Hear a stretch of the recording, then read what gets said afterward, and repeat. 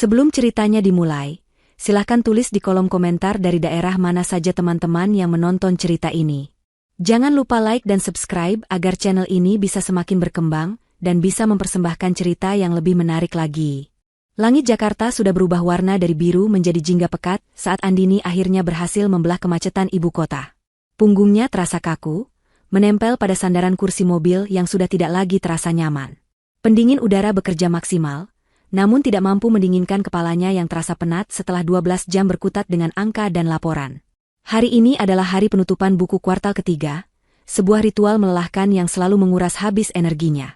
Namun, di tengah kelelahan itu, terselip sebersih rasa puas. Bonus kuartalan sudah masuk rekeningnya sore tadi, sebuah nominal gemuk yang menjadi bukti sahih atas semua kerja keras dan jam lembur yang ia korbankan. Uang itu adalah kompensasi atas waktu istirahat yang hilang dan akhir pekan yang terenggut. Baginya, uang itu adalah tiket untuk membangun masa depan yang lebih baik bersama Andika, suaminya. Pintu apartemen terbuka dengan bunyi klik pelan. Aroma masakan rumahan yang hangat langsung menyambutnya, mengusir bau asap polusi yang menempel di bajunya. Di dapur, ia melihat punggung Andika yang tegap, sedang menata piring di meja makan. Pria itu menoleh, dan senyumnya yang khas langsung terbit. Senyum yang sama yang membuat Andini jatuh hati 5 tahun lalu. "Sayang, kamu sudah pulang? Pasti capek sekali," sapa Andika lembut. Ia menghampiri Andini, mengambil tas kerja dari tangannya, dan mengecup keningnya dengan mesra. "Mandi dulu, ganti baju yang nyaman. Aku sudah siapkan makan malam." Perlakuan sederhana itu seperti balsam yang menenangkan seluruh urat saraf Andini yang tegang. Inilah alasannya rela bekerja membanting tulang. Untuk pulang ke sebuah rumah yang hangat, kepelukan pria yang mencintainya. Setidaknya, itulah yang ia yakini. Setelah membersihkan diri dan berganti dengan daster katun yang nyaman, Andini duduk di meja makan. Di hadapannya tersaji nasi hangat, tumis kangkung, dan ayam goreng. Menu yang sangat sederhana, namun terasa begitu istimewa karena disiapkan dengan cinta. Mereka makan dalam diam yang nyaman, hanya ditemani suara denting sendok dan garpu. Andika memperhatikannya dengan saksama. "Bagaimana hari ini di kantor? Semuanya lancar?" tanyanya, memulai percakapan. "Lancar, tapi luar biasa melelahkan. Bonusnya sudah cair, Mas," jawab Andini sambil tersenyum. Mata Andika berbinar. "Wah, syukurlah, sayang. Kamu memang hebat. Aku bangga sekali punya istri sepertimu. Pekerja keras, pintar, dan mandiri." Pujian itu meluncur begitu mulus dari bibir Andika, membuat pipi Andini sedikit merona. Andika meraih tangan Andini, mengusapnya dengan lembut. Wajahnya berubah menjadi lebih serius. "Dini," panggilnya dengan nada dalam. "Ada sesuatu yang ingin aku bicarakan." Andini meletakkan sendoknya.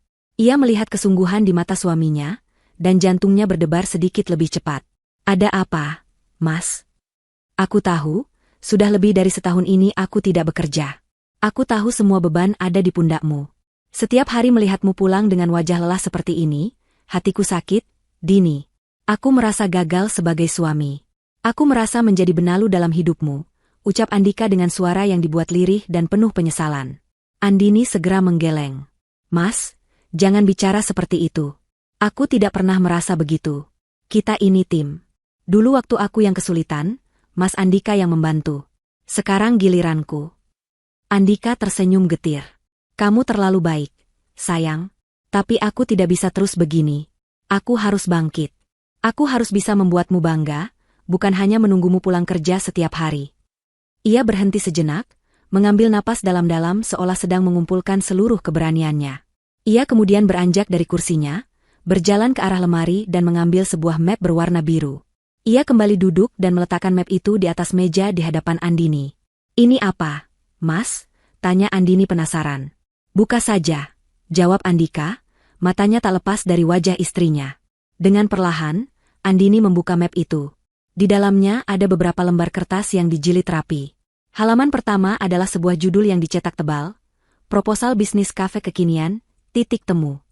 Di bawahnya ada logo sederhana dan slogan yang menarik. Andini membalik halaman demi halaman.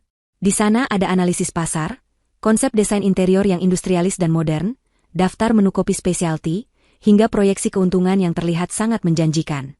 Semuanya terlihat profesional, rapi, dan meyakinkan. "Selama ini, aku tidak diam saja, Dini.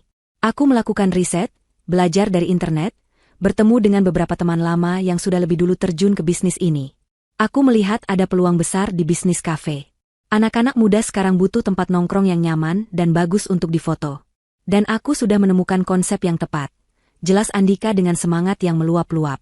Matanya berapi-api, penuh dengan gairah yang sudah lama tidak Andini lihat. Andini membaca proposal itu dengan saksama. Jujur, ia terkesan.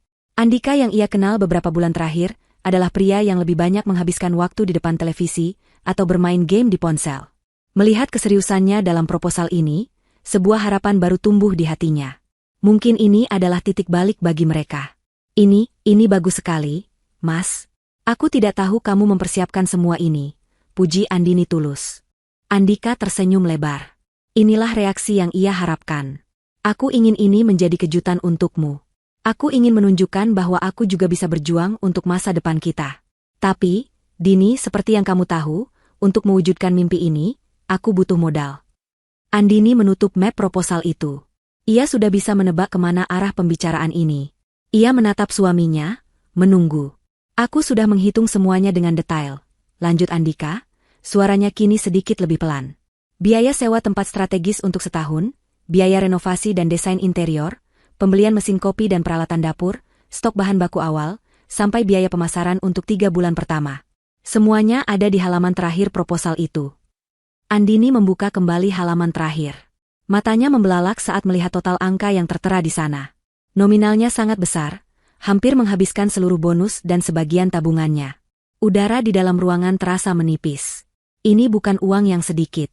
Ini adalah hasil kerja kerasnya selama bertahun-tahun. Seolah bisa membaca keraguan di wajah Andini, Andika kembali menggenggam tangannya. Kali ini lebih erat. Sayang, aku tahu ini uang yang sangat besar. Aku tahu ini adalah keringatmu. Tapi aku mohon, percayalah padaku kali ini saja. Anggap ini investasi. Aku bersumpah, aku akan bekerja siang dan malam untuk membuat bisnis ini berhasil. Semua ini untuk kita, Dini. Bayangkan, setahun lagi kamu tidak perlu bekerja sekeras ini. Kita akan punya bisnis sendiri, kita bisa liburan kapanpun kita mau. Aku akan membuatmu menjadi wanita paling bahagia. Andini menatap dalam-dalam mata Andika.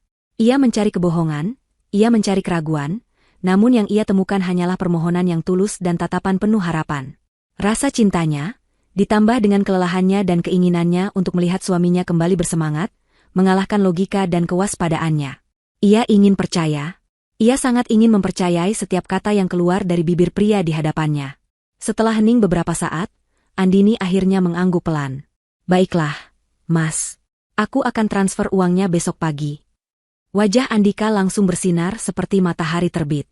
Ia bangkit dari kursinya, memutari meja dan memeluk Andini dengan sangat erat, mengangkat tubuh istrinya dari kursi sambil tertawa penuh kemenangan. Terima kasih, sayang. Terima kasih. Kamu tidak akan menyesal. Aku janji, aku tidak akan mengecewakanmu, serunya berulang kali. Malam itu, setelah Andika tertidur dengan senyum puas di wajahnya, Andini masih terjaga. Ia membuka aplikasi mobile banking di ponselnya. Jari jemarinya terasa berat saat mengetik nominal transfer yang fantastis itu dan menjadwalkannya untuk transaksi esok pagi. Ada sedikit rasa cemas yang mengganjal di hatinya, sebuah bisikan kecil yang mempertanyakan keputusannya. Namun, ia menepisnya jauh-jauh. Ini demi masa depan mereka. Ini demi kebahagiaan suaminya. Keesokan paginya, notifikasi transfer berhasil masuk ke ponsel mereka berdua. Andika memeluk Andini dengan erat sebelum ia bersiap-siap untuk pergi. Hari ini aku akan langsung mengurus DP sewa tempat dan bertemu dengan kontraktor. Doakan lancar ya, katanya penuh semangat. Saat Andika hendak melangkah keluar pintu, ia berbalik sekali lagi, memeluk Andini dan berbisik di telinganya, "Terima kasih, sayang. Aku janji, uang ini akan kugunakan untuk membahagiakan orang yang paling berharga dalam hidupku." Andini tersenyum, hatinya terasa hangat dan penuh harapan. Ia membalas pelukan itu, sama sekali tidak menyadari bahwa orang berharga yang dimaksud suaminya bukanlah dirinya. 1 minggu telah berlalu sejak hari di mana Andini menyerahkan seluruh harapan dan sebagian besar isi tabungannya ke tangan Andika. Hari-hari pertama dipenuhi dengan optimisme yang meluap-luap. Andika tampak begitu bersemangat. Setiap pagi ia bangun lebih awal, mandi, dan mengenakan kemeja rapi seolah hendak pergi ke kantor sungguhan. "Aku mau bertemu vendor cat, sayang." Atau, Hari ini ada janji dengan desainer interior, begitu katanya. Andini pun ikut senang melihat perubahan drastis itu. Suaminya yang dulu lebih sering bermalas-malasan di sofa, kini terlihat sibuk dan punya tujuan. Namun, memasuki minggu kedua, Andini mulai merasakan ada sesuatu yang janggal. Perubahan dalam diri Andika memang nyata, tetapi bukan perubahan yang sepenuhnya ia harapkan. Pertama, ponselnya. Ponsel yang dulu sering tergeletak di mana saja, kini seolah menjadi perpanjangan tangan Andika. Benda itu tidak pernah jauh dari jangkauannya. Layarnya selalu menghadap ke bawah saat diletakkan di meja, dan sebuah kata sandi baru yang tidak Andini ketahui telah terpasang. Jika ada telepon masuk saat mereka sedang bersama, Andika akan sedikit menjauh untuk menjawabnya, bicaranya pelan dan tidak jelas, dengan alasan menjaga rahasia bisnis dari kompetitor. Kedua, penampilannya. Andika memang terlihat lebih rapi, tetapi juga lebih wangi.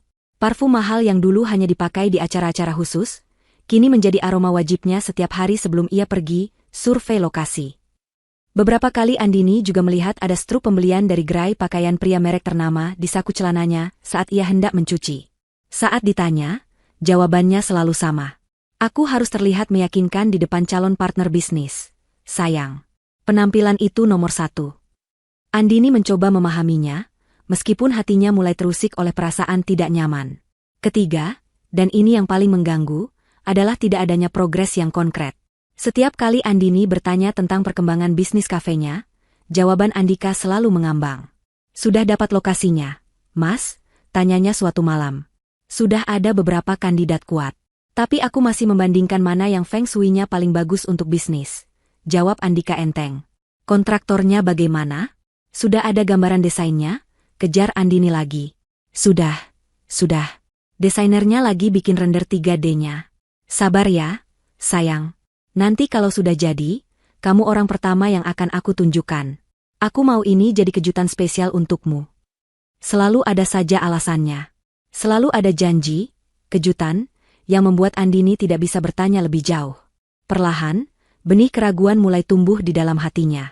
Benih itu kecil pada awalnya, hanya sebuah bisikan samar di tengah malam. Namun, setiap hari, benih itu disirami oleh kejanggalan-kejanggalan sikap Andika, membuatnya tumbuh semakin besar dan akarnya mulai mencengkeram logika Andini. Ia merasa bersalah karena telah meragukan suaminya sendiri. Ia mencoba meyakinkan dirinya bahwa ia hanya terlalu lelah dan stres karena pekerjaan, sehingga pikirannya menjadi negatif. Ia harus percaya pada Andika. Ia sudah mempertaruhkan segalanya, kepercayaan adalah satu-satunya yang tersisa. Suatu malam, Andini terbangun sekitar pukul 2 dini hari. Tengkuknya terasa pegal dan tenggorokannya kering.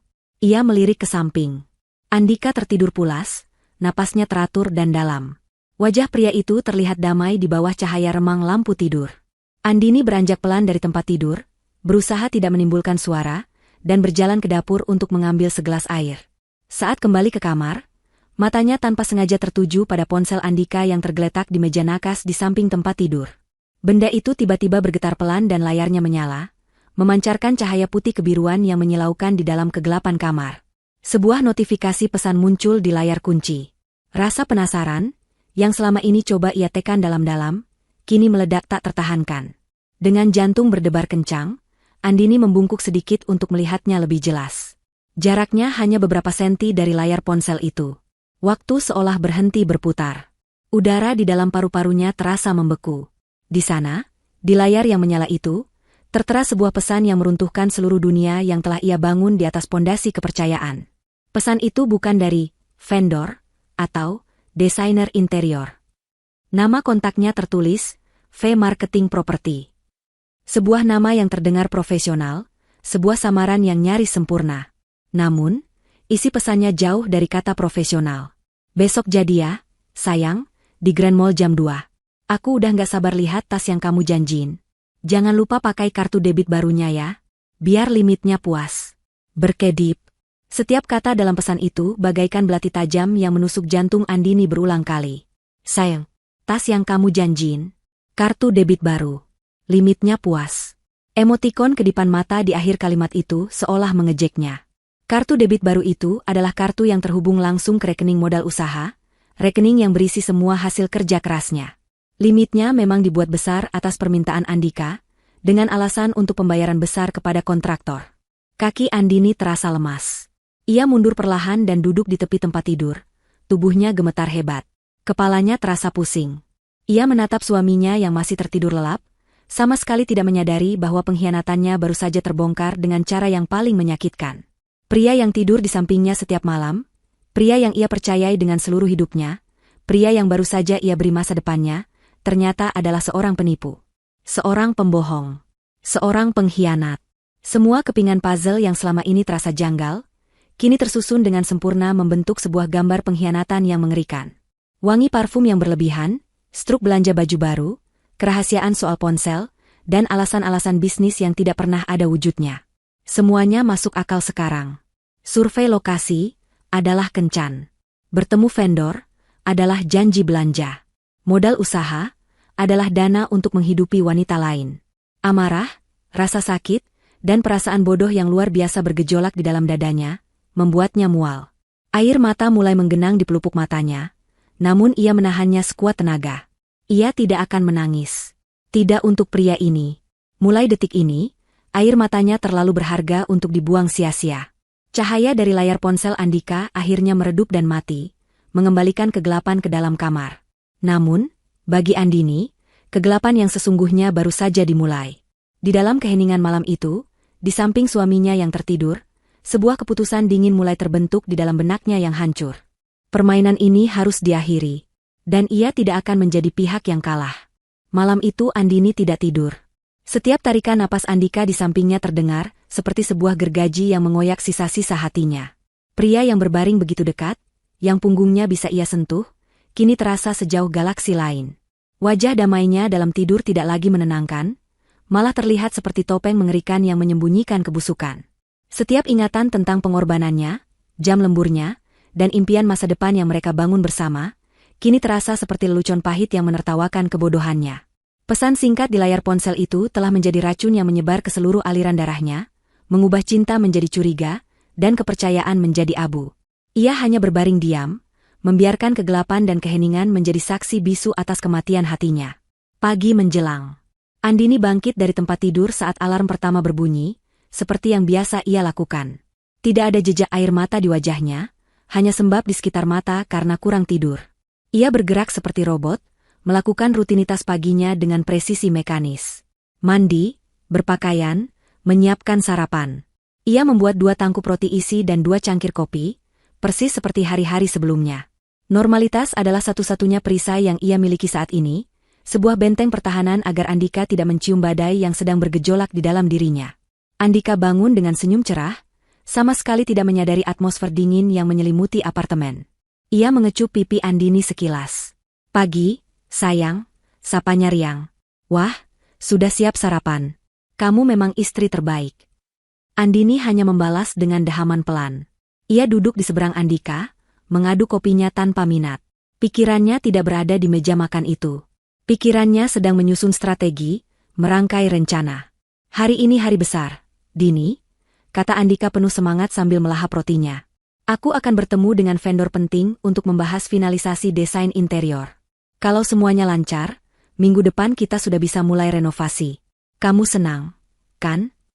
Andini mengangkat wajahnya, menatap lurus ke mata suaminya. Ia memaksakan seulas senyum tipis yang tidak mencapai matanya. "Tentu, Mas. Aku senang," jawabnya datar. Setiap kata terasa seperti duri di tenggorokannya. Vendor penting. Finalisasi desain. Kebohongan yang diucapkan dengan begitu lancar, tanpa sedikit pun keraguan. Ia merasa seperti sedang menonton pertunjukan teater yang buruk. Andika tidak menangkap dinginnya nada suara Andini. Ia terlalu sibuk dengan dunianya sendiri, dengan antisipasi kencannya yang akan datang. Setelah menghabiskan sarapannya, ia bergegas mandi dan bersiap-siap. Dari kamar, Andini bisa mendengar ia bersenandung kecil. Hati Andini terasa semakin ngilu. Pria itu bersenandung di atas reruntuhan pernikahan mereka.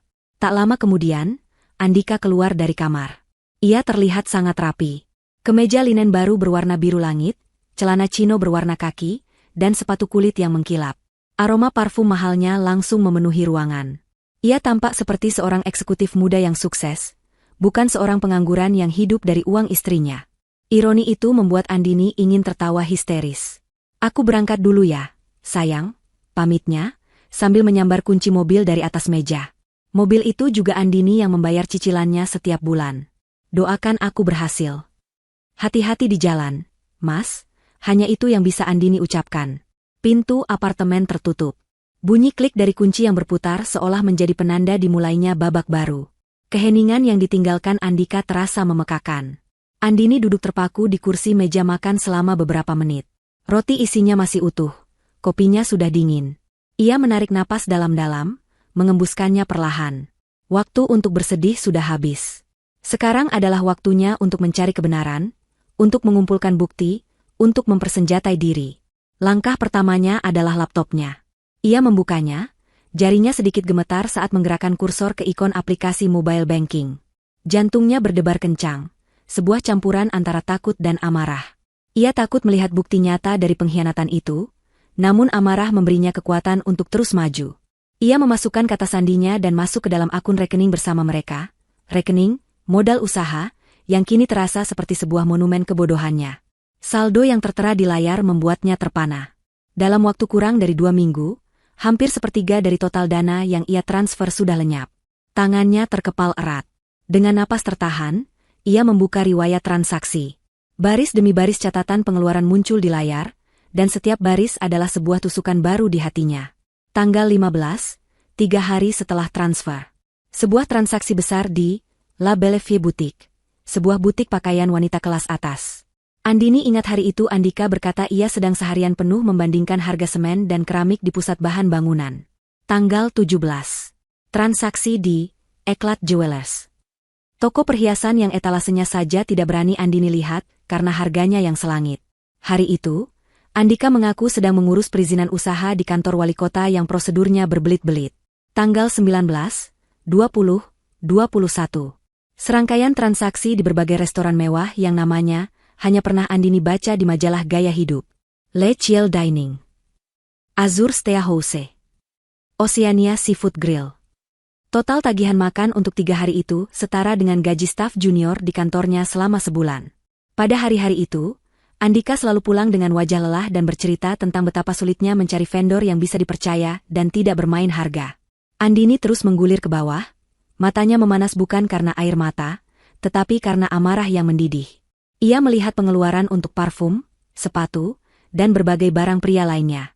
Ternyata, suaminya tidak hanya membiayai wanita lain, tetapi juga merombak total penampilannya sendiri menggunakan uang hasil keringatnya. Puncak dari semua itu adalah sebuah transaksi yang dilakukan kemarin sore. Transaksi terbesar dari semuanya. Sebuah pembayaran di gerai bernama Maison de Luxe. Andini tahu nama itu. Itu adalah merek tas tangan desainer asal Prancis yang harganya bisa setara dengan sebuah mobil bekas. Jumlahnya membuat perut Andini mual. 75 juta rupiah. Tas yang kamu janjin, bisik Andini, mengulangi kata-kata dari pesan di ponsel Andika. Jadi ini tasnya. Sebuah tas seharga puluhan juta yang dibeli dengan dalih membayar uang muka pada desainer interior. Bukti digital ini sudah cukup memberatkan, tetapi Andini butuh sesuatu yang lebih. Sesuatu yang nyata. Sesuatu yang bisa ia pegang. Ia mematikan laptopnya dan berjalan menuju kamar tidur. Ia membuka lemari pakaian Andika. Tumpukan baju baru dengan label harga yang belum dilepas menyambutnya. Ia merogoh setiap saku kemeja dan celana yang tergantung. Nihil. Kemudian ia beralih ke keranjang pakaian kotor. Dengan perasaan jijik, ia mulai memeriksa satu persatu saku celana yang dipakai Andika beberapa hari terakhir. Di saku celana chino berwarna krem yang Andika pakai kemarin, tangannya merasakan secari kertas tipis. Ia menariknya keluar. Jantungnya berhenti berdetak. Itu adalah sebuah struk pembelian. Di bagian atasnya tertera logo Maison de Luxe dengan cetakan tinta emas. Di bawahnya tertera detail barang yang dibeli, Serapina leather tote, rose gold.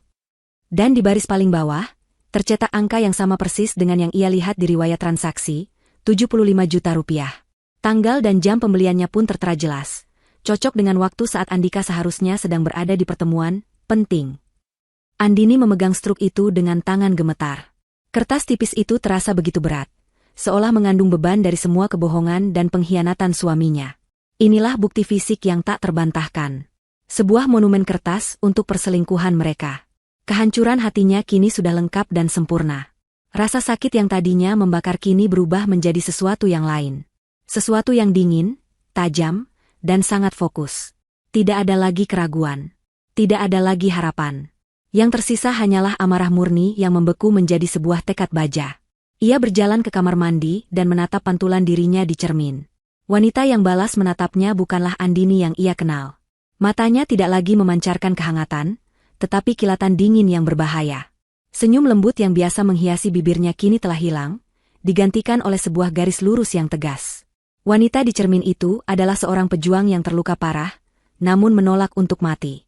Sebaliknya, ia sedang bersiap untuk perang. Ia tidak akan menghancurkan piring atau melempar barang. Ia tidak akan menelepon Andika dan memakinya. Tidak, itu terlalu mudah. Itu akan memberinya kepuasan sesaat, tetapi tidak akan memberikan keadilan. Andika dan wanita itu telah mempermalukannya, menertawakan kebaikannya di belakang punggungnya. Mereka telah berpesta pora di atas kerja kerasnya. Mereka pantas mendapatkan lebih dari sekadar amarah. Mereka pantas mendapatkan perhitungan. Dengan gerakan yang tenang dan terukur, Andini mengambil ponselnya. Ia memotret layar laptop yang menunjukkan riwayat transaksi, memastikan setiap detail terlihat jelas. Kemudian, ia melipat struk belanja dari Maison Deluxe itu dengan hati-hati dan memasukkannya ke dalam dompetnya, menyimpannya di slot tersembunyi. Itu akan menjadi kartu as miliknya. Senjata pamungkas dalam pertunjukan yang akan ia sutradarai sendiri. Pertunjukan di mana tepuk tangan penonton akan menjadi miliknya, dan para aktor utama akan dilempari tomat busuk dan diusir dari panggung dengan hina. Permainan mereka sudah selesai. Sekarang, permainan Andini yang akan dimulai.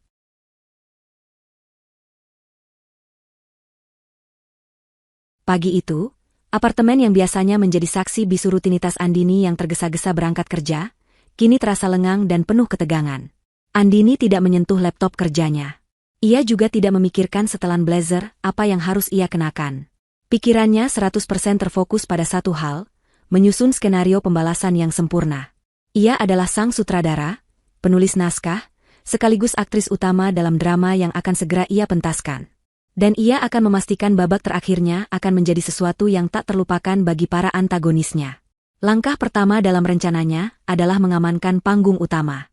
Ia butuh kebebasan bergerak, dan itu berarti ia tidak bisa berada di kantor hari ini. Tangannya meraih ponsel, mencari nama atasannya di daftar kontak. Jari jemarinya terasa mantap, tidak ada lagi getaran keraguan seperti semalam. "Selamat pagi, Pak Budi," sapanya saat panggilan tersambung. Suaranya terdengar tenang dan profesional, seolah tidak ada badai yang sedang mengamuk di dalam dirinya. "Mohon maaf mengganggu paginya, Pak. Saya ingin mengajukan izin tidak masuk kerja untuk hari ini. Ada urusan keluarga yang sangat mendesak dan tidak bisa ditunda." Di seberang telepon, atasannya yang sudah mengenal Andini sebagai karyawan paling diandalkan dan jarang absen, langsung menyetujuinya tanpa banyak bertanya. "Tentu saja, Bu Andini. Tidak masalah. Semoga urusannya lekas selesai. Ya, kalau ada yang bisa saya bantu, jangan sungkan." "Terima kasih banyak atas pengertiannya, Pak," jawab Andini. Panggilan pun berakhir. Satu rintangan berhasil disingkirkan. Kini ia punya waktu seharian penuh untuk mempersiapkan segalanya. Langkah kedua, dan yang paling krusial, adalah mempersiapkan senjata finansialnya. Ia tidak bisa hanya mengandalkan amarah, ia butuh strategi yang cerdas. Ia membuka kembali kontak di ponselnya dan kali ini, ia menghubungi nomor manajer bank pribadinya, seorang wanita bernama Rina yang selama ini membantunya mengelola investasi dan tabungan. Ini adalah keuntungan menjadi nasabah prioritas, ia memiliki akses langsung ke orang yang bisa mengambil tindakan cepat. "Selamat pagi, Mbak Rina. Ini Andini," sapanya dengan nada yang sama tenangnya. "Pagi, Bu Andini. Ada yang bisa saya bantu?" jawab Rina ramah. "Iya, Mbak. Saya butuh sedikit informasi dan bantuan. Saya menduga ada aktivitas penipuan yang terjadi menggunakan kartu debit suplemen yang terhubung ke rekening investasi saya, yang atas nama Andika Pratama," jelas Andini, memilih kata-katanya dengan hati-hati. Ia tidak perlu menceritakan drama perselingkuhan, cukup fakta finansialnya saja. "Saya mungkin akan perlu melakukan pemblokiran mendadak dan transfer seluruh dana keluar dari rekening tersebut dalam waktu dekat. Yang ingin saya tanyakan, seberapa cepat proses itu bisa dilakukan?" Rina di seberang sana terdengar kaget, namun langsung beralih ke mode profesional. "Sangat cepat, Bu. Jika Ibu menelepon saya langsung, saya bisa melakukan eksekusi pemblokiran dan transfer dana secara real-time. Paling lama hanya butuh 1-2 menit setelah verifikasi data Ibu selesai. Saya akan tandai akun ibu sebagai prioritas pengawasan untuk hari ini. Hati Andini sedikit menghangat. Mendengar dukungan profesional itu memberinya kekuatan ekstra. Terima kasih banyak, Mbak Rina. Saya sangat menghargainya. Mohon untuk bersiaga, ya. Kemungkinan saya akan menelepon Mbak lagi siang atau sore nanti. Pasti, Bu Andini. Kami siap membantu, tutup Rina. Kini, senjatanya sudah disiapkan dan siap ditembakkan kapan saja. Langkah selanjutnya adalah mempersiapkan dirinya sendiri. Ia berjalan ke lemari pakaiannya. Matanya melewati deretan blazer, kemeja sutra, dan gaun kerja yang biasa ia kenakan. Bukan itu yang ia butuhkan hari ini. Ia bukan lagi Andini, sang manajer pemasaran yang disegani. Hari ini ia adalah seorang pengamat, seorang eksekutor. Ia memilih pakaian yang paling tidak mencolok, sebuah kaos oblong berwarna abu-abu gelap, celana jeans hitam yang nyaman, dan sepasang sepatu kets. Dengan pakaian ini, ia bisa melebur dalam keramaian mal, menjadi bayangan yang tak terlihat. Ia mengikat rambutnya ke belakang dengan gaya ekor kuda yang sederhana, dan memoles wajahnya dengan riasan tipis, cukup untuk menutupi jejak malam tanpa tidur. Ia tidak ingin terlihat glamor, ia juga tidak ingin terlihat kacau. Ia ingin terlihat biasa saja, seperti pengunjung mal pada umumnya. Ia memeriksa isi tas selempangnya. Dompet, ponsel dengan baterai yang sudah terisi penuh, dan sebuah power bank. Di dalam dompet, di antara kartu-kartu lainnya, terselip struk belanja, Maison de Luxe, yang terasa seperti jimat sekaligus bom waktu.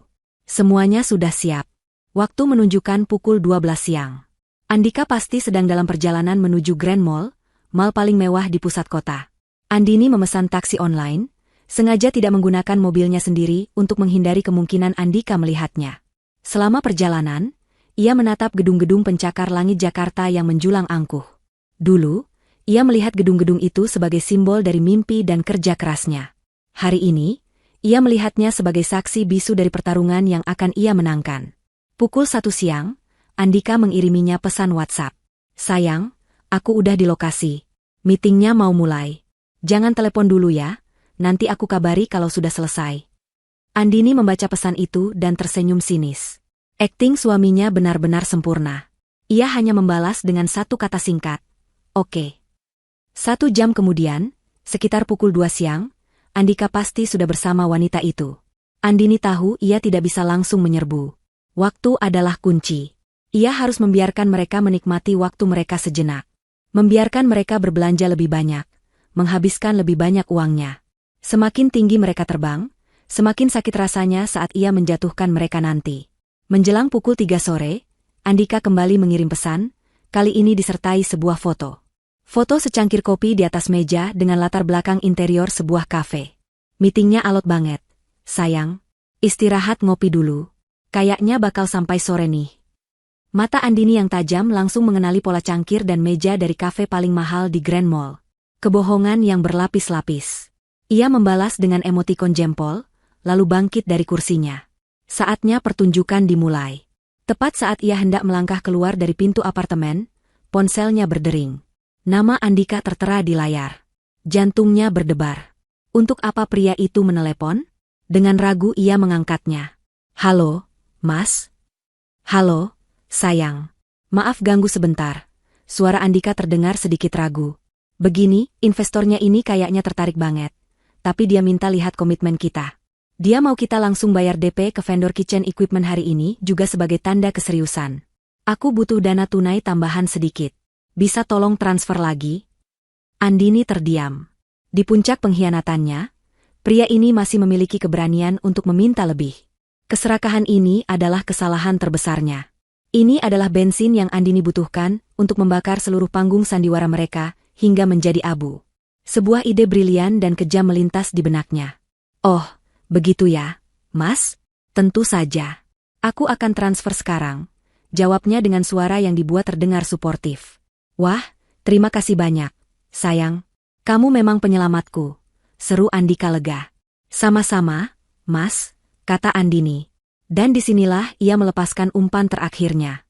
Dengan senyum dingin yang tak terlihat oleh Andika, ia menambahkan, semoga investornya suka ya sama hadiah yang sudah kamu siapkan. Pasti dia senang sekali. Hening sejenak di seberang telepon. Andini bisa merasakan kepanikan sesaat dari suaminya. Hadiah? Maksudmu, Tanya Andika dengan suara gagap. Proposal bisnis kita. Itu kan hadiah terbaik untuk calon investor. Jawab Andini enteng, memainkan perannya dengan sempurna. Andika tertawa, terdengar canggung dan dipaksakan. Oh, iya, tentu saja. Proposalnya. Ya sudah, aku lanjut meeting dulu ya, sayang. Nanti aku kabari lagi. Terima kasih uangnya. Panggilan ditutup. Andini menurunkan ponselnya, senyum di wajahnya kini berubah menjadi seringai kemenangan. Andika pasti sedang bingung dan sedikit panik sekarang. Umpannya telah dimakan. Ia sengaja mentransfer sejumlah uang lagi, bukan karena kebodohan, tetapi karena strategi. Ia ingin memastikan saldo di rekening itu cukup besar untuk digesek sekali lagi, sebelum ia menarik karpet dari bawah kaki mereka. Ia membuka pintu apartemen dan melangkah keluar. Udara sore yang panas menyambutnya, namun hatinya terasa sedingin es. Waktunya berburu. Grand Mall menyambut Andini dengan hembusan udara dingin yang kontras dengan panasnya jalanan Jakarta. Suara hiruk-pikuk yang teredam, alunan musik lounge yang samar, dan aroma parfum mahal yang bercampur dengan kopi panggang menyelimutinya. Ini adalah dunia yang berbeda, sebuah akuarium raksasa tempat orang-orang memamerkan status dan kekayaan. Dulu, Andini sesekali datang ke sini bersama Andika, hanya untuk cuci mata atau menonton film. Mereka akan berjalan sambil bergandengan tangan, menertawakan harga-harga fantastis di etalase, dan berakhir dengan makan di Pujasera. Melihat kemewahan itu dari balik kaca sebagai penonton adalah satu hal. Mengetahui bahwa kemewahan itu kini sedang dinikmati oleh suaminya dan wanita lain, menggunakan uang hasil kerja kerasnya, adalah hal yang sama sekali berbeda. Setiap butik desainer yang ia lewati terasa seperti sebuah tamparan. Chanel, Gucci, Louis Vuitton. Dulu itu semua hanyalah nama. Sekarang, nama-nama itu adalah kemungkinan kemana saja uangnya telah mengalir. Ia merasa seperti orang asing di tempat yang familiar, seorang penyusup di dalam pertunjukannya sendiri. Namun, ia menekan semua perasaan itu dalam-dalam. Tidak ada ruang untuk sentimen. Ia sedang dalam sebuah misi. Ia tidak langsung mencari Andika. Itu akan terlalu gegabah. Ia butuh posisi yang strategis, sebuah tempat di mana ia bisa mengamati tanpa terlihat. Atrium utama mall adalah pilihan yang paling logis. Itu adalah jantung dari Grand Mall, sebuah ruang terbuka luas dengan air mancur di tengahnya, dikelilingi oleh kafe-kafe dan butik-butik paling premium. Siapapun yang ingin pamer pasti akan melewati tempat ini. Andini naik ke lantai 2 menggunakan eskalator. Di sana, ada sebuah kedai kopi berjaringan yang letaknya sedikit menjorok ke dalam, namun memiliki beberapa meja di dekat pagar kaca yang menghadap langsung ke atrium di bawah. Tempat yang sempurna. Ia memesan sebotol air mineral, memilih meja paling sudut, dan duduk. Dari sana, ia memiliki pandangan mata elang ke seluruh lantai dasar. Ia membuka ponselnya, berpura-pura sibuk, namun matanya tak pernah lepas dari pemandangan di bawah. Ia adalah seorang pemburu yang menunggu mangsanya masuk ke dalam perangkap. Setiap menit terasa seperti 1 jam. Ia memperhatikan lalu lalang orang-orang. Keluarga yang berjalan santai, pasangan muda yang tertawa, kelompok sosialita dengan kantong belanjaan yang menjuntai di lengan mereka. Pukul menunjukkan pukul 2:15. Jantungnya berdebar sedikit lebih kencang. Menurut pesan itu, mereka seharusnya sudah berada di sini. Apakah ia salah? Apakah mereka mengubah rencana? Sebersit keraguan mulai merayap, namun ia mengusirnya dengan paksa. Ia akan menunggu. Kesabaran adalah bagian dari permainannya. Dan kemudian, ia melihatnya. Di dekat pintu masuk utama di seberang atrium, ia melihat sosok Andika. Pria itu tampak persis seperti saat meninggalkan apartemen tadi pagi, namun kini ada aura berbeda yang menguar darinya. Aura kesombongan dan kepuasan diri. Ia tidak sendirian. Di lengannya, bergantung seorang wanita. Andini tidak perlu menebak-nebak. Itulah dia. V Marketing Property. Wanita itu, Fiona, adalah antitesis dari segala hal tentang Andini. Jika Andini lebih suka penampilan yang sederhana dan elegan, Fiona adalah sebuah parade kemewahan yang norak. Ia mengenakan gaun mini ketat berwarna merah menyala, yang sepertinya terlalu kecil beberapa ukuran. Rambutnya yang diwarnai pirang terang ditata dengan berlebihan. Wajahnya dipoles riasan tebal, dengan bulu mata palsu yang dramatis dan bibir yang disuntik filler. Di bahunya tersampir sebuah tas tangan kecil bermerek yang Andini tahu harganya, setara dengan sewa apartemen mereka selama 3 bulan. Wanita itu tampak seperti karikatur dari seorang wanita kaya baru, berusaha terlalu keras untuk menunjukkan status yang tidak ia miliki. Perut Andini terasa seperti diaduk. Jadi inikah seleranya Andika? Wanita seperti ini? Wanita yang seluruh penampilannya seolah menjerit, "Lihat aku mahal." Ironisnya, semua kemahalan itu dibayar oleh Andini. Andika dan Fiona berjalan perlahan, membiarkan semua mata tertuju pada mereka. Andika tampak menikmati peran barunya sebagai pria sukses yang menggandeng wanita cantik. Ia menunjuk ke sebuah butik dengan dagunya. Maison de Luxe. Butik tempat struk di dompet Andini berasal. Hati Andini mencelos. Jadi mereka akan kembali ke tempat kejadian perkara? Andini memperhatikan saat Andika membukakan pintu untuk Fiona dengan gaya seorang gentleman. Dari dalam tasnya, Fiona mengeluarkan sebuah kantong belanja kertas berukuran besar dari butik yang sama. Jadi tas seharga 75 juta itu ada di dalam kantong itu. Andika menyerahkannya kepada seorang pramuniaga yang menyambut mereka dengan senyum familiar. Sepertinya mereka melakukan penukaran barang atau semacamnya. Namun, tak lama kemudian, pramuniaga itu kembali dengan kantong belanja yang sama, yang kini terlihat lebih penuh. Mereka keluar dari butik itu sambil tertawa. Fiona memeluk lengan Andika dengan manja. Tangan Andika kemudian menepuk pelan punggung Fiona, sebuah gestur intim yang terasa seperti belati bagi Andini. Pengkhianatan itu kini bukan lagi sekadar data transaksi atau pesan teks. Pengkhianatan itu kini memiliki wujud, suara tawa, dan sentuhan fisik. Semuanya terjadi di depan matanya. Rasa sakit yang tajam menusuk hatinya, begitu kuat hingga napasnya tercekat. Untuk sesaat, ia ingin lari dari sana, pulang ke apartemen, dan menangis sejadi-jadinya di bawah selimut. Namun, bayangan struk di dompetnya dan saldo rekeningnya yang terus terkuras memberinya kekuatan. Tidak. Ia tidak akan lari. Ia akan menghadapi ini. Andika dan Fiona tidak berhenti. Mereka melanjutkan parade mereka. Andini bangkit dari kursinya, meninggalkan botol air mineralnya yang masih setengah penuh. Ia turun ke lantai dasar, menjaga jarak aman sekitar 20 meter di belakang mereka. Jantungnya berdebar kencang karena adrenalin. Ia harus berhati-hati agar tidak terlihat. Ia menggunakan pilar-pilar besar, kerumunan orang, dan rak-rak pajangan di depan toko sebagai tempatnya bersembunyi sambil terus bergerak mengikuti mereka. Tujuan mereka selanjutnya adalah sebuah toko perhiasan ternama, Eclat Jewelers. Nama yang sama dengan yang tertera di riwayat transaksinya. Andini berhenti di depan sebuah toko pakaian di seberang, berpura-pura melihat pajangan di etalase, sementara matanya mengawasi setiap gerak-gerik mereka melalui pantulan kaca. Ia melihat Fiona dengan antusias menunjuk-nunjuk ke arah sebuah etalase berisi kalung berlian. Seorang pramuniaga dengan sarung tangan putih mengeluarkan salah satu kalung dan memasangkannya di leher Fiona. Fiona mematut dirinya di cermin, tertawa genit, lalu mengecup pipi Andika. Andika tampak tersenyum bangga, lalu ia mengeluarkan dompetnya. Dompet kulit berwarna coklat itu adalah hadiah ulang tahun dari Andini 2 tahun lalu. Dan dari dompet itu, Andika mengeluarkan kartu debit berwarna hitam. Kartu suplemen yang Andini buatkan khusus untuknya. Kartu yang seharusnya digunakan untuk membayar semen dan upah tukang. Andini menyaksikan dari seberang lorong mal saat Andika menyerahkan kartu itu kepada kasir. Ia tidak bisa mendengar percakapan mereka, tetapi ia bisa melihat semuanya dengan jelas. Ia melihat kasir menggesek kartunya. Ia melihat Andika memasukkan nomor PIN. Dan ia melihat transaksi itu disetujui. Getaran singkat di sakunya mengkonfirmasi segalanya. Ia mengeluarkan ponselnya.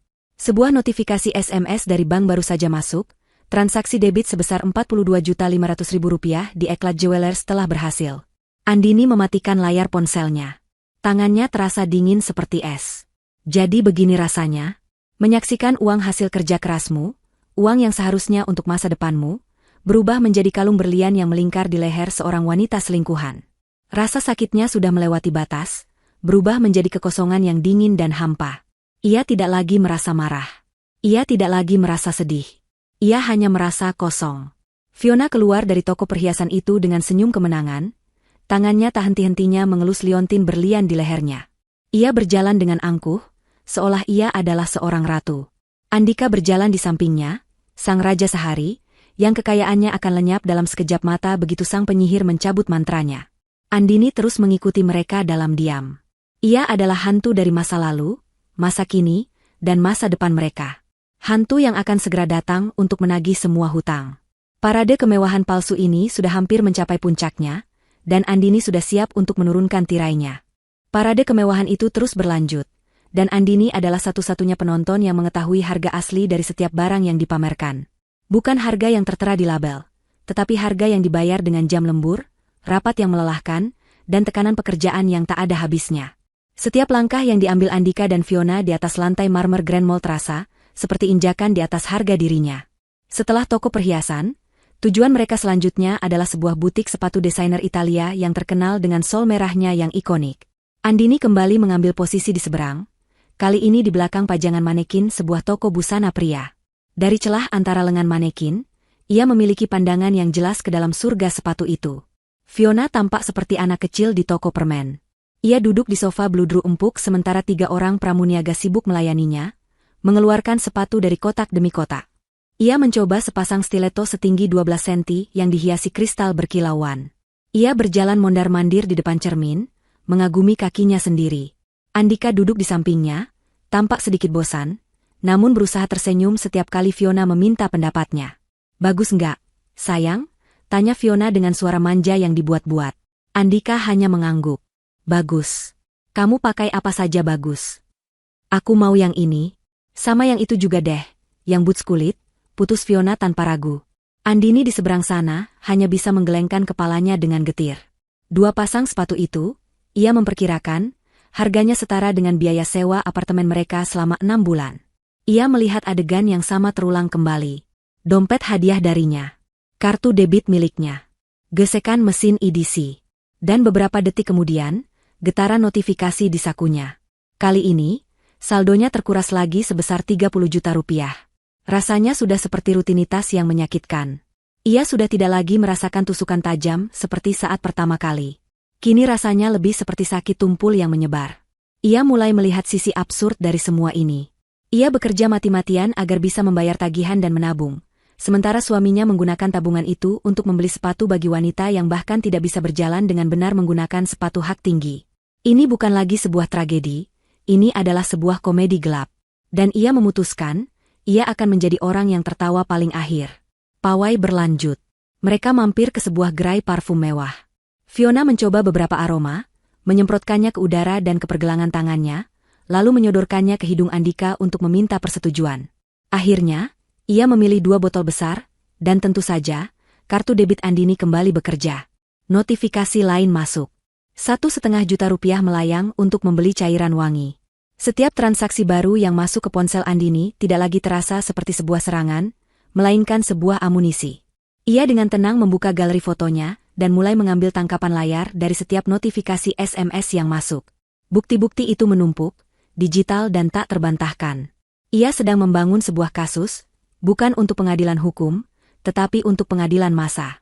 Akhirnya, setelah hampir 2 jam berbelanja tanpa henti, Andika dan Fiona tampak lelah. Tangan mereka penuh dengan kantong belanja dari berbagai merek ternama. Mereka terlihat seperti pohon Natal yang dihiasi dengan logo-logo desainer. Mereka berjalan menuju pusat atrium, tempat kafe-kafe mewah berjejer. Mereka memilih kafe yang paling ramai dan paling terbuka, dengan meja-meja yang tersebar di area lobi utama. Sebuah panggung yang sempurna. Andini melihat mereka memilih sebuah meja di lokasi terbaik, tepat di sebelah air mancur kecil, terlihat jelas dari hampir semua sudut atrium. Ini lebih baik dari yang ia bayangkan. Mereka tidak hanya akan dipermalukan, mereka akan dipermalukan dengan jumlah penonton maksimal. Andika dan Fiona meletakkan semua kantong belanjaan mereka di kursi-kursi kosong di sekitar meja mereka. Tumpukan tas kertas itu terlihat seperti sebuah barikade kemewahan, sebuah monumen yang dibangun di atas kebohongan. Mereka duduk, Fiona langsung menyandarkan kepalanya di bahu Andika, sementara tangannya yang lain sibuk mengeluarkan ponsel untuk memotret tumpukan belanjaan mereka. Mungkin untuk diunggah ke media sosial, untuk memamerkan gaya hidup palsu yang sedang ia nikmati. Seorang pelayan datang, dan Andini, yang kini sudah duduk di sebuah bangku umum tidak jauh dari sana, bisa mendengar pesanan mereka. "Saya mau iced karamel macchiato dengan susu almond," kata Fiona. "Dan untuk makanannya, salmon croissant." Andika memesan kopi yang lebih mahal. "Kopi luwak 1," katanya dengan angkuh, seolah memesan kopi termahal di dunia adalah hal yang biasa ia lakukan. Andini hampir tertawa. Kopi luwak. Pria yang bahkan tidak bisa membedakan Robusta dan Arabica itu kini memesan kopi luwak. Semua ini adalah sebuah pertunjukan besar, dan mereka adalah aktor utamanya, tidak menyadari bahwa sutradara sedang mengawasi dari balik layar, siap untuk meneriakkan, "Cut," kapan saja. Ia memperhatikan mereka bercengkerama sambil menunggu pesanan datang. Mereka tertawa, berbisik, dan sesekali Andika mengecup puncak kepala Fiona. Mereka tampak seperti pasangan bahagia yang sempurna, yang sedang merayakan hari yang indah. Gelembung kebahagiaan mereka tampak begitu berkilau dan indah, dan Andini merasa seperti memegang sebuah jarum raksasa, siap untuk meletuskannya. Rasa sakit di hatinya kini telah mengkristal menjadi sesuatu yang lain. Sesuatu yang solid, dingin, dan berat. Itu adalah sebuah resolusi. Ia melihat tumpukan kantong belanja itu. Tas Maison de Luxe, perhiasan Eclat Jewelers, sepatu bersol merah, parfum mahal. Semuanya dibeli dengan uangnya. Itu bukan hanya sekadar parade kemewahan mereka. Itu adalah parade uangnya. Pawai dari setiap tetes keringatnya. Pesanan mereka tiba. Kopi dan kroasang yang tampak lezat tersaji di atas meja. Fiona segera mengambil foto lagi, menata cangkir dan piring sedemikian rupa agar semua merek belanjaannya masuk ke dalam bingkai. Setelah sesi foto selesai, mereka mulai menikmati hidangan mereka. Inilah saatnya. Panggung sudah siap. Para aktor sudah berada di tempatnya. Para penonton, pengunjung mal yang lalu lalang, sudah ada. Semua properti pendukung, tumpukan belanjaan itu, telah tertata dengan apik.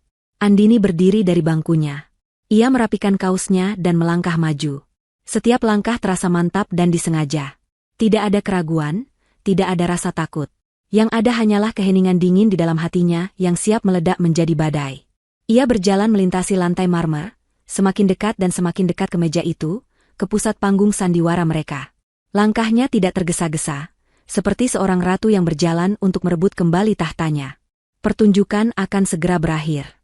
Dan ia yang akan menulis akhir ceritanya. Langkah-langkah Andini di atas lantai marmer yang dingin tidak menghasilkan suara yang berarti. Namun bagi Andika dan Fiona, kedatangannya terasa seperti gempa bumi senyap yang mengguncang fondasi meja mereka. Andini berhenti tepat di samping meja mereka. Tubuhnya yang mungil namun tegap membentuk bayangan di atas piring salmon kroasang milik Fiona yang baru dimakan setengah. Kehadirannya begitu tiba-tiba dan penuh intensitas, seketika memecah gelembung kebahagiaan palsu yang mereka ciptakan. Andika adalah yang pertama menyadarinya. Ia sedang mengangkat cangkir kopi luwaknya yang mahal, saat matanya menangkap sosok Andini. Gerakannya membeku. Cangkir itu tertahan di udara, bibirnya sedikit terbuka, dan matanya membelalak karena syok dan ketidakpercayaan. Warna perlahan terkuras dari wajahnya, membuatnya tampak pucat pasi di bawah pencahayaan mal yang terang. Dini, desisnya, suaranya nyaris tak terdengar, sebuah bisikan penuh kepanikan. Fiona, yang sedang asyik mengagumi kilau kalung berlian barunya melalui pantulan layar ponselnya, merasakan perubahan atmosfer yang mendadak. Ia mengangkat kepalanya dengan ekspresi terganggu, siap untuk mengusir siapapun yang berani menginterupsi momen kemewahannya. Siapa sih, Sai? Kalimatnya terputus saat ia melihat Andini. Ia menatap Andini dari atas ke bawah dengan tatapan merendahkan. Kaos oblong abu-abu, celana jeans hitam, sepatu kets. Di mata Fiona, Andini tidak lebih dari seorang pengunjung mal biasa yang mungkin tersesat atau salah orang. Tidak ada ancaman sama sekali. Maaf, Anda siapa ya? Meja ini sudah terisi, kata Fiona dengan nada angkuh, bahkan tanpa menoleh sepenuhnya pada Andini, seolah Andini adalah gangguan sekelas lalat. Andini mengabaikan Fiona sepenuhnya. Tatapannya terkunci pada Andika. Sebuah senyum tipis, tanpa kehangatan sedikit pun, tersungging di bibirnya. Ia melirik tumpukan kantong belanja yang diletakkan dengan bangga di kursi sebelah Andika, lalu kembali menatap suaminya. Bagus sekali, bisnis kafenya, Mas, ucap Andini. Suaranya tenang, datar, namun setiap kata diucapkan dengan penekanan yang tajam dan dingin, membelah udara seperti pecahan kaca. Jantung Andika terasa seperti jatuh ke perutnya. Kalimat itu adalah konfirmasi dari ketakutan terbesarnya. Dia tahu. Entah bagaimana, dia tahu segalanya. Keringat dingin mulai membasahi pelipisnya. Ia segera meletakkan cangkirnya, menimbulkan bunyi denting yang keras. Dini, kamu ngapain di sini? Tanyanya, berusaha menjaga suaranya agar tetap rendah, sambil melirik panik ke meja-meja di sekitar mereka yang mulai menoleh penasaran. Ini bukan tempat yang pas untuk bicara. Nanti kita selesaikan di rumah, ya? Ia mencoba meraih lengan Andini, berusaha menariknya menjauh dari sana, berusaha memadamkan api sebelum meledak. Andini menarik lengannya dengan sentakan cepat, menepis tangan Andika seolah tangan itu adalah sesuatu yang menjijikan. Lepas, desisnya. Tidak ada lagi yang perlu dibicarakan di rumah. Rumah kita sudah kamu jual sedikit demi sedikit untuk membiayai semua ini. Ia membuat gestur dengan dagunya, menunjuk ke arah tumpukan belanjaan. Fiona, yang tadinya bingung, kini mulai mengerti. Wanita ini kenal dengan Andika. Dan sepertinya ada masalah di antara mereka. Insting pelakornya langsung aktif. Ia menatap Andini dengan tatapan menantang, melingkarkan lengannya lebih erat di lengan Andika, sebuah penegasan kepemilikan yang posesif. Sayang, dia siapa sih? Mantan kamu yang gak bisa move on, ya? Tanyanya dengan suara yang sengaja dikeraskan, mencoba mempermalukan Andini. Andika semakin panik. Vio, diam dulu, bisiknya tegang. Tapi Andini akhirnya mengalihkan perhatiannya pada Fiona. Ia menatap wanita itu lekat-lekat, tatapannya begitu intens hingga membuat senyum mengejek di wajah Fiona perlahan memudar. Andini tidak berteriak. Ia tidak memakinya. Ia justru tersenyum lebih lebar, sebuah senyum yang terasa lebih mengancam daripada amarah manapun. Oh, kenalkan, kata Andini dengan nada ramah yang dibuat-buat. Saya Andini. Saya adalah sponsor utama dari seluruh penampilanmu hari ini. Ia berhenti sejenak, membiarkan kata-katanya meresap. Tas Maison de Luxe yang kamu tenteng itu? Uang saya. Kalung berlian dari Eclat Jewelers yang melingkar di lehermu? Uang saya juga. Sepatu sol merah yang ada di dalam kantong itu? Jangan khawatir, itu juga dari uang saya. Setiap kalimat diucapkan dengan jeda yang terukur, memberikan efek seperti tamparan verbal yang bertubi-tubi. Wajah Fiona berubah dari angkuh menjadi bingung, lalu menjadi merah padam karena malu. Ia menatap Andika, mencari jawaban.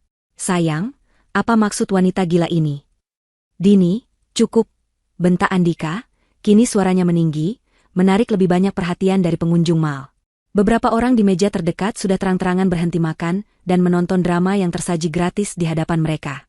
Cukup, balas Andini, suaranya kini ikut meninggi, tidak lagi peduli pada tatapan orang-orang. Kamu pikir cukup setelah kamu menipuku? Setelah kamu mengambil semua hasil kerja kerasku, uang yang aku kumpulkan untuk masa depan kita, dan menghamburkannya untuk perempuan ini. Ia menunjuk Fiona dengan jarinya. Perempuan yang bahkan tidak tahu kalau pria sukses, di sampingnya ini sebenarnya adalah seorang pengangguran yang tidak punya apa-apa. Pernyataan terakhir itu adalah sebuah bom. Wajah Fiona langsung pucat. Matanya yang tadi menatap Andika dengan penuh puja, kini menatapnya dengan syok dan ketidakpercayaan. Pengangguran? Apa maksudnya? Dik, kamu bilang kamu pengusaha properti. Suasana menjadi semakin panas. Andika kini terpojok dari dua sisi. Ia terjebak dalam jaring kebohongannya sendiri, di tengah panggung yang paling publik. Rasa malu dan putus asa membuatnya kehilangan akal sehat. Ia hanya ingin semua ini berhenti. Andini mengambil satu langkah lebih dekat ke Fiona. Wanita itu tampak menyedihkan sekarang, kemewahan palsunya seolah luntur di hadapan kebenaran. Andini menatapnya dengan campuran antara kasihan dan jijik. Kamu tahu apa yang paling lucu dari semua ini? Lanjut Andini, suaranya kini kembali tenang namun penuh dengan racun. Kamu begitu bangga dengan semua barang ini, memamerkannya seolah kamu mendapatkannya dari seorang pangeran. Padahal, kamu hanya mendapatkan barang-barang sisa dari uang belanja istri sahnya. Kamu tidak lebih dari seorang peminta-minta yang diberi pakaian bagus. Kalimat itu adalah penghinaan pamungkas. Andini telah merobek fasad kemewahan Fiona, menunjukkan kebenaran yang menyedihkan di baliknya. Fiona, yang harga dirinya dibangun di atas materi dan penampilan, tidak bisa menerima kenyataan itu. Andini membalikkan badannya, seolah hendak pergi, namun ia berhenti dan menoleh ke belakang untuk memberikan serangan terakhirnya. Ia menatap lurus ke mata Fiona yang kini mulai berkaca-kaca karena marah dan malu. Dengan suara yang jelas dan terdengar oleh semua orang di sekitar mereka, Andini mengucapkan kalimat yang akan menyegel takdir mereka semua. Dasar pelakor miskin murahan. Hening. Kata-kata itu menggantung di udara, tajam dan brutal. Wajah Fiona berubah menjadi topeng kemarahan yang mengerikan. Andika terlihat seperti orang yang baru saja melihat hantu. Dan semua orang yang menonton menahan napas, menunggu apa yang akan terjadi selanjutnya. Tirai telah terbuka sepenuhnya, dan babak paling dramatis akan segera dimulai. 3 kata yang diucapkan Andini, dasar pelakor miskin murahan, berfungsi seperti percikan api yang menyambar genangan bensin. Hening yang sempat menyelimuti atrium kafe pecah seketika. Fiona, yang seluruh harga dirinya baru saja diinjak-injak hingga hancur di depan umum, melompat dari kursinya. Wajahnya yang tadi pucat kini merah padam karena amarah yang tak terkendali. Riasan tebalnya tidak mampu menyembunyikan kebencian yang terpancar dari matanya. Jaga mulut kamu ya, perempuan gila. Jeritnya, suaranya melengking dan pecah, menarik perhatian dari seluruh penjuru atrium. Orang-orang yang tadinya hanya melirik, kini berhenti total dari aktivitas mereka. Beberapa bahkan mulai mengeluarkan ponsel dari saku mereka, seolah tidak ingin ketinggalan satu detik pun dari drama yang semakin memanas ini. Kamu siapa berani menghina aku? Kamu cuma iri karena Andika lebih memilih aku daripada perempuan kucel kayak kamu. Fiona kemudian berbalik ke arah Andika, menuntut pembelaan. Tangannya menunjuk-nunjuk ke arah Andini dengan gemetar. Sayang, kamu dengarkan dia bilang apa? Kamu tega aku dihina sampai kayak gini? Kamu laki-laki kan? Lakuin sesuatu dong. Bela aku, rengeknya dengan nada manja yang kini terdengar histeris. Andika berdiri terjebak di antara dua neraka. Di satu sisi, ada Andini, istrinya, sumber keuangannya, yang menatapnya dengan mata sedingin es yang seolah bisa melihat sampai ke dasar jiwanya yang paling pengecut.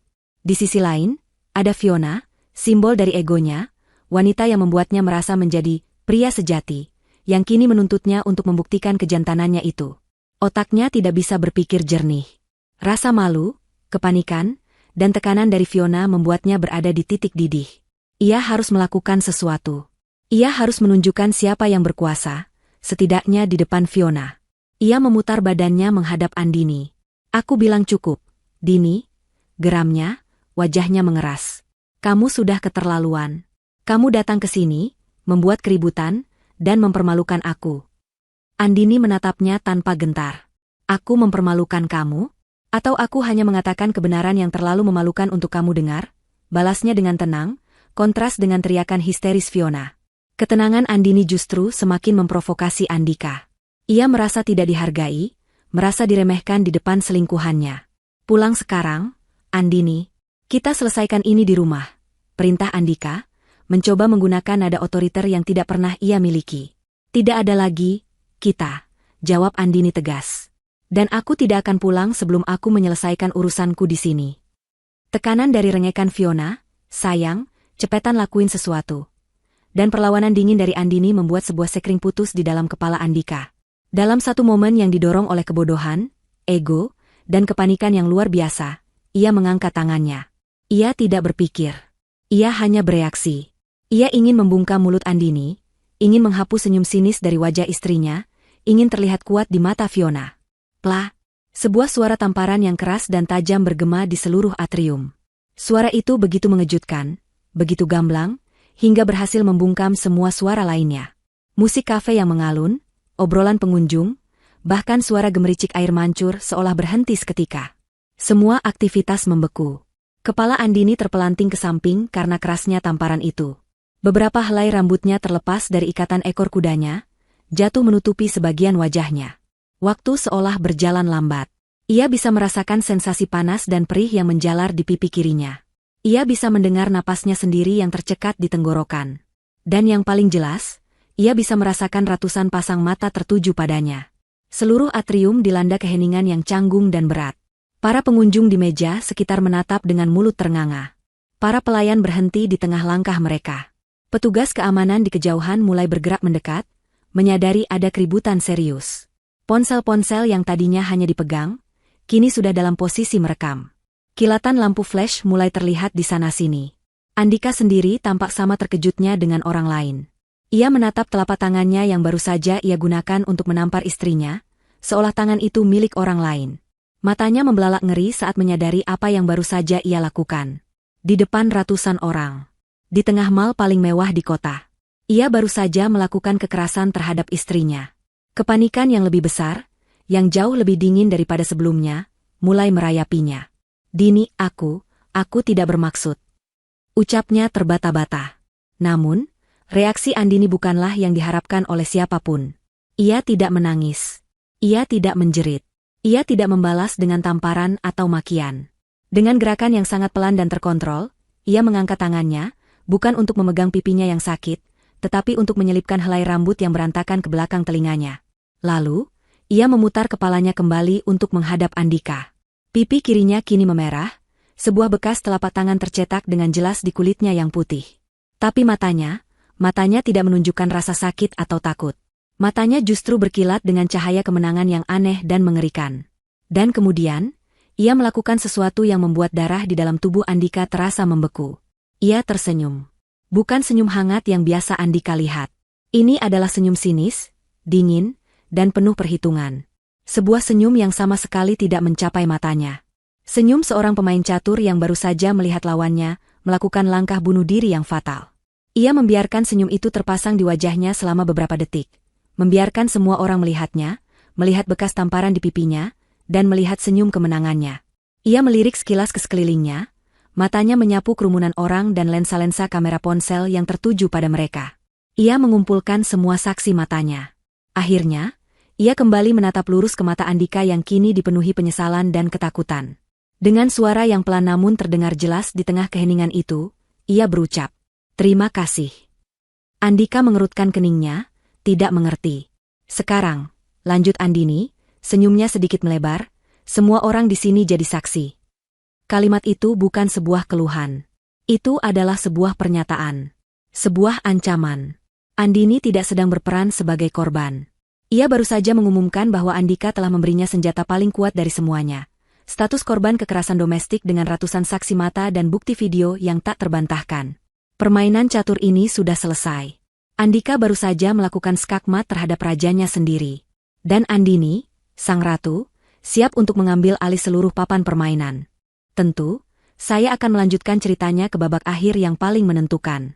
Bab 9, Hari Perhitungan. Tamparan itu adalah sebuah kesalahan perhitungan yang fatal, sebuah blunder yang akan menghantui Andika selamanya. Di dalam arena publik Grand Mall, di bawah tatapan puluhan pasang mata dan sorotan lensa kamera, ia tidak hanya menampar istrinya, ia baru saja menyerahkan seluruh kendali permainan kepadanya.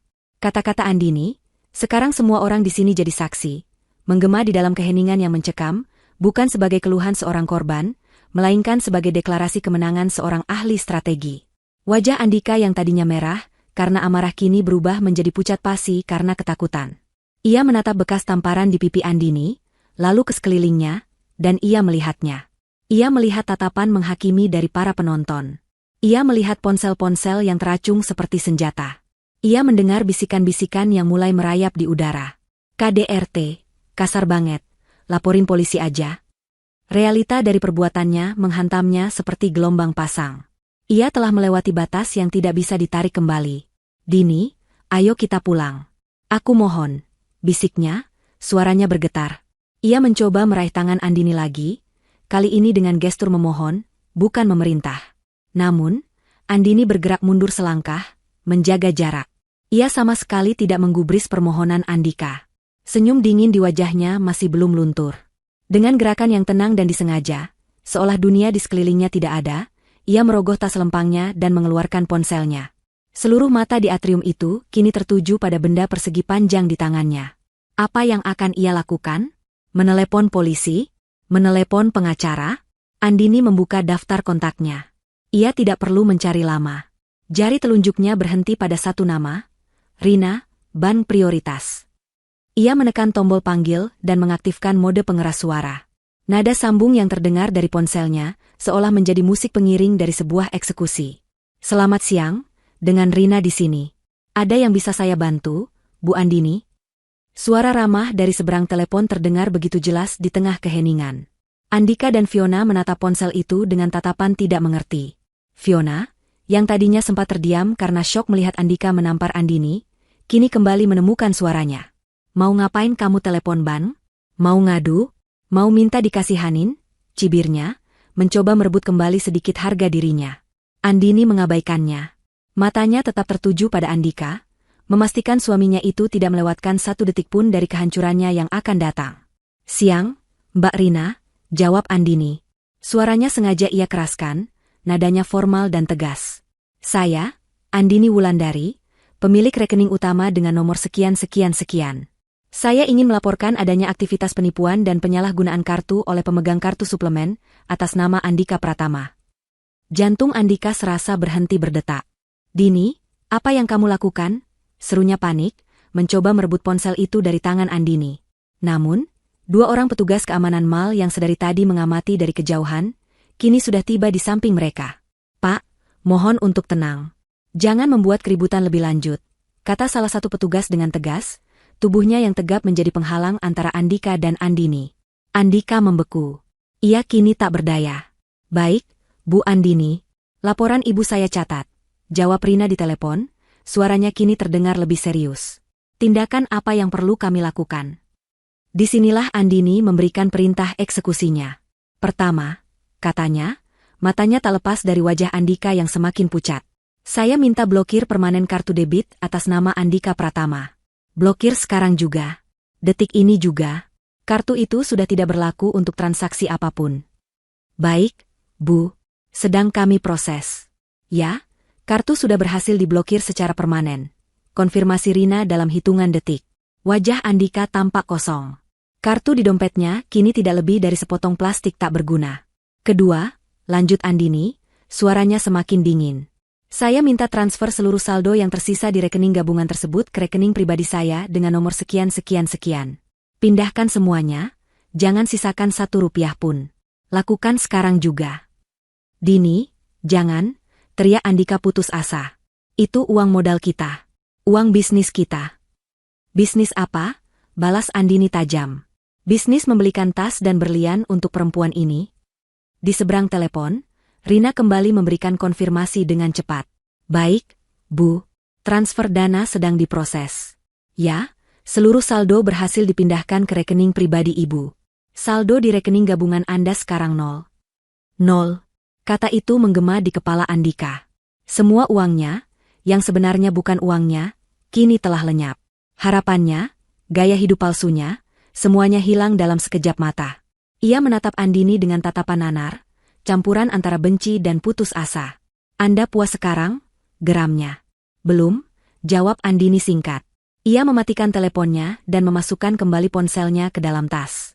Seolah diatur oleh takdir, seorang pelayan kafe datang ke meja mereka, membawa sebuah map kulit kecil berisi tagihan.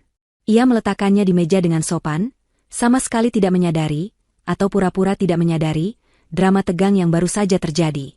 Permisi, ini tagihannya, Pak, katanya kepada Andika. Kehadiran pelayan itu memecah ketegangan, menggantinya dengan jenis kepanikan yang lain, kepanikan finansial. Andika menatap map tagihan itu seolah itu adalah seekor ular berbisa. Fiona, yang sedari tadi terdiam mencerna kata, saldo 0, kini menatap tagihan itu dengan cemas. Kopi luwak, salmon croissant, dan macchiato susu almond mereka tiba-tiba terasa seperti racun mahal yang menyangkut di tenggorokan. Dengan tangan gemetar, Andika membuka map itu. Angka yang tertera di sana, yang beberapa menit lalu terasa sepele baginya, kini terlihat sebesar gunung. Ia tidak punya uang. Ia tahu itu. Tapi egonya, di depan Fiona dan puluhan penonton, menolak untuk mengakuinya. Ia harus mencoba. Mungkin Andini hanya menggertak. Dengan gerakan yang lambat, ia mengeluarkan dompetnya. Ia menarik keluar kartu debit hitam yang kini tak berharga itu, dan menyerahkannya kepada pelayan. Ini, katanya dengan suara serak. Pelayan itu mengambilnya dan berjalan ke mesin kasir portabel. Ia menggesek kartu itu. Sekali. Mesin itu berbunyi pelan, layarnya menunjukkan tulisan merah, Transaction Declined. Maaf, Pak. Sepertinya ada masalah dengan kartunya. Boleh saya coba sekali lagi? Kata pelayan itu dengan sopan. Andika mengangguk kaku. Pelayan itu menggeseknya lagi. Hasilnya sama. Transaction Declined. Keringat dingin membanjiri dahi Andika. Wajah Fiona kini benar-benar pucat seperti mayat. Bisikan-bisikan penonton semakin keras. Kartunya ditolak. Gak bisa bayar. Gaya doang. Pak, mohon maaf, kartunya benar-benar tidak bisa digunakan. Kata pelayan itu, nadanya kini sedikit lebih tegas. Manajer kafe mulai berjalan mendekati meja mereka, wajahnya tampak serius. Fiona, dalam kepanikannya, merogoh tas tangannya dan mengeluarkan kartunya sendiri. Pakai ini aja. Bentaknya pada pelayan, menyerahkan sebuah kartu debit berwarna pink. Pelayan itu menggesek kartu Fiona. Insufficient funds. Saldo tidak mencukupi. Tentu saja. Wanita yang hidupnya bergantung pada pemberian pria, tidak mungkin punya cukup uang untuk membayar tagihan di kafe semahal ini. Kenyataan status, miskin murahan, kini terpampang nyata bagi semua orang. Manajer kafe dan 2 petugas keamanan kini sudah berdiri mengelilingi meja mereka. Suasananya menjadi sangat memalukan. Pak, Bu, mohon segera selesaikan pembayarannya. Jika tidak, dengan terpaksa kami akan membawa Anda ke kantor manajemen untuk diproses lebih lanjut. Kata manajer itu dengan suara berat. Andika dan Fiona terdiam, terhina, dan tidak berdaya. Mereka terperangkap. Dan di saat itulah, Andini, yang sedari tadi hanya menonton dengan tenang, bergerak. Ia berjalan ke arah kasir, mengabaikan meja tempat mantan suaminya sedang dipermalukan. Ia mengeluarkan selembar uang Rp50.000 dari dompetnya. "Saya pesan es teh manis 1, tapi saya tidak jadi minum. Ini bayarannya," katanya kepada kasir, sebuah manuver cerdas untuk memisahkan dirinya dari tagihan besar Andika. Kemudian, ia berjalan kembali ke meja mereka. Semua mata tertuju padanya. Ia membuka dompetnya sekali lagi. Ia menatap Andika dan Fiona yang menunduk malu. Dengan gerakan yang teatrikal, ia menarik keluar 2 lembar uang 2 ribuan yang lecek. Ia melemparkan uang itu ke atas meja, di samping cangkir kopi luwak yang belum habis. Uang kertas itu melayang pelan sebelum mendarat dengan ringan. "Ini," ucap Andini, suaranya terdengar jelas di seluruh atrium. "Untuk ongkos kalian pulang. Sepertinya kalian lebih butuh." Penghinaan itu adalah paku terakhir di peti mati harga diri mereka. Itu adalah tindakan pamungkas yang menunjukkan betapa rendahnya mereka di mata Andini sekarang. Setelah mengucapkan kalimat itu, Andini berbalik badan. Ia berjalan meninggalkan panggung kehancuran itu, tanpa menoleh ke belakang sedikit pun.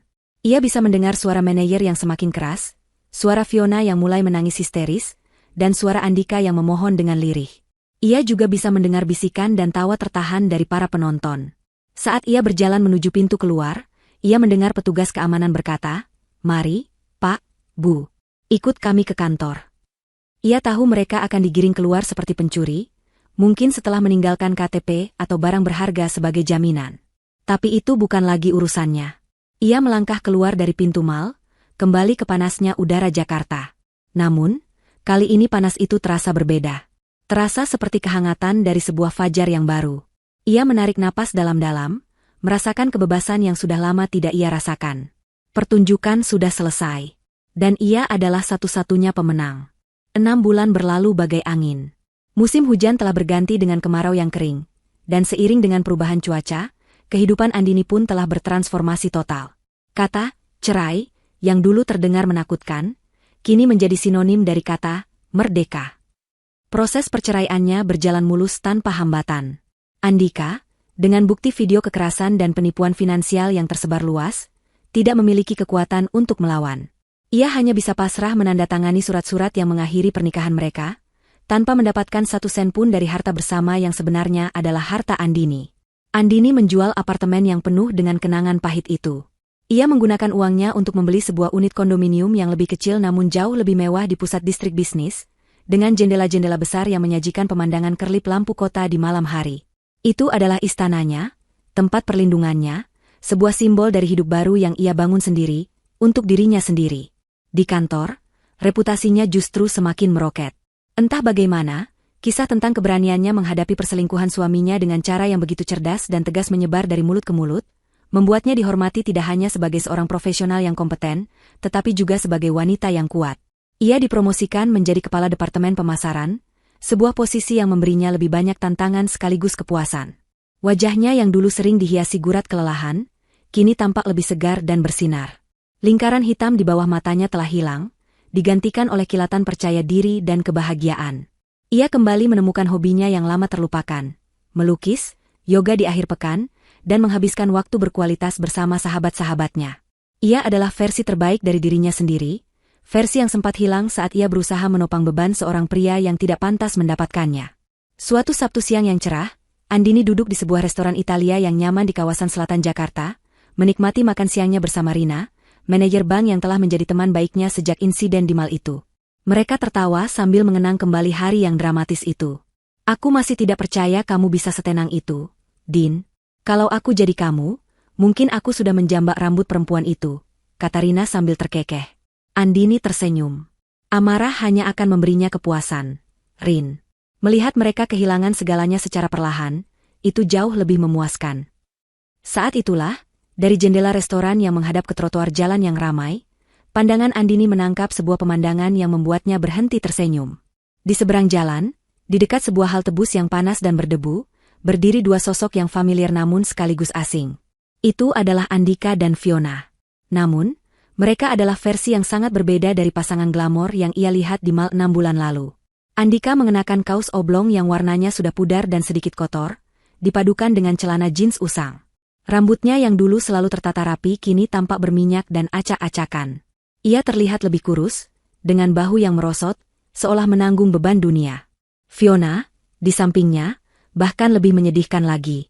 Gaun merah menyala dan sepatu hak tinggi telah berganti dengan daster rumahan yang kusam dan sandal jepit.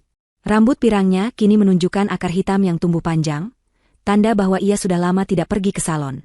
Wajahnya, tanpa riasan tebal, terlihat pucat dan lelah. Kemewahan palsunya telah terkelupas sepenuhnya, meninggalkan sosok wanita biasa yang tampak frustrasi dan tidak bahagia. Mereka tidak sedang menunggu bus dalam diam. Mereka sedang bertengkar. Hebat. Meskipun Andini tidak bisa mendengar kata-kata mereka dari balik kaca restoran, bahasa tubuh mereka sudah menceritakan segalanya. Fiona menunjuk-nunjuk ke wajah Andika, mulutnya bergerak cepat penuh amarah. Andika hanya bisa menunduk, sesekali menggelengkan kepalanya dengan pasrah, tidak berdaya untuk melawan. Andini tahu persis apa yang terjadi pada mereka. Video insiden di Grand Mall menjadi viral dalam semalam. Wajah Andika dan Fiona tersebar di berbagai akun gosip media sosial dengan judul-judul seperti suami pengangguran hajar istri demi pelakor matre, atau karma instan, tak mampu bayar kopi, pasangan selingkuh diusir dari mall. Akibatnya, hidup mereka hancur. Andika, dengan reputasinya sebagai penipu dan pelaku KDRT, menjadi paria. Tidak ada perusahaan yang mau menerimanya bekerja. Teman-teman lamanya menjauh, takut dimintai utang. Ia benar-benar terisolasi dan jatuh miskin. Fiona, yang ternyata juga hanya seorang wanita biasa yang hidup dari memacari pria-pria kaya, kehilangan semua koneksinya.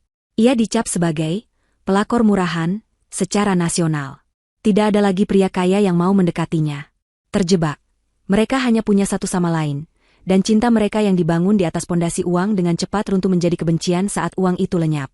Mereka terperangkap bersama dalam neraka kemiskinan dan penyesalan yang mereka ciptakan sendiri. Fiona, dalam puncak amarahnya, mendorong dada Andika dengan kasar. Dasar lelaki miskin tak berguna, teriaknya. Kali ini suaranya cukup keras hingga samar-samar terdengar menembus kaca restoran. Andika hanya bisa menerima dorongan itu, terhuyung mundur selangkah. Ia tidak membalas. Ia tidak punya apa-apa lagi untuk dibanggakan, tidak ada lagi kekuatan untuk melawan. Andini menyaksikan pemandangan menyedihkan itu selama beberapa saat. Tidak ada rasa kemenangan di hatinya. Tidak ada rasa puas karena melihat mereka menderita. Yang ada hanyalah kelegaan. Sebuah rasa lega yang mendalam karena ia telah berhasil melepaskan diri dari racun itu. Pemandangan di seberang jalan itu adalah penutup dari babak kelam dalam hidupnya. Sebuah konfirmasi bahwa keputusannya hari itu adalah yang terbaik.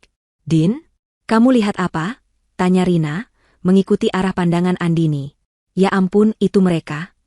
Andini mengangguk pelan, lalu memalingkan wajahnya dari jendela. Ia tidak ingin melihatnya lagi. Mereka bukan lagi bagian dari dunianya. Ia mengambil garpunya dan kembali menyantap tiramisu di hadapannya. "Biarkan saja," kata Andini pelan. "Karma tidak pernah salah alamat." Saat itulah, ponsel Andini yang tergeletak di meja berdering. Nama sahabatnya, Sarah, muncul di layar. "Halo, Sar," sapa Andini ceria. "Dini, tiket ke Swiss sudah aku pesan. Kita berangkat 3 minggu lagi. Siapkan jaket tebalmu, kita akan main salju di pegunungan Alpen." Seru suara di seberang telepon. Wajah Andini langsung bersinar dengan senyum yang tulus dan bahagia. Senyum yang berasal dari lubuk hatinya yang kini telah sembuh. Ia melirik keluar jendela sekali lagi. Andika dan Fiona masih di sana, dua sosok kecil yang menyedihkan di tengah hiruk-pikuk Jakarta. Kemudian ia kembali fokus pada kehidupannya sendiri, pada masa depannya yang cerah. "Tentu," jawab Andini dengan semangat. "Aku siap." Ia telah mendapatkan kembali hidupnya. Lebih dari itu, ia telah membangun hidup yang jauh lebih baik. Sementara mereka yang telah mengkhianatinya dibiarkan untuk membayar hutang karma mereka, hari demi hari, di bawah panasnya matahari ibu kota. Dan bagi para penonton cerita hidupnya, itu adalah akhir yang paling memuaskan.